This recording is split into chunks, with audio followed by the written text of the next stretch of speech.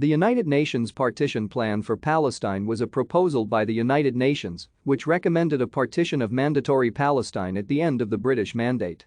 On 29 November 1947, the UN General Assembly adopted the plan as Resolution 181.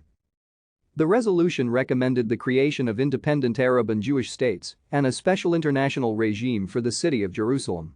The Partition Plan, a four-part document attached to the resolution, provided for the termination of the mandate, the progressive withdrawal of British armed forces, and the delineation of boundaries between the two states and Jerusalem.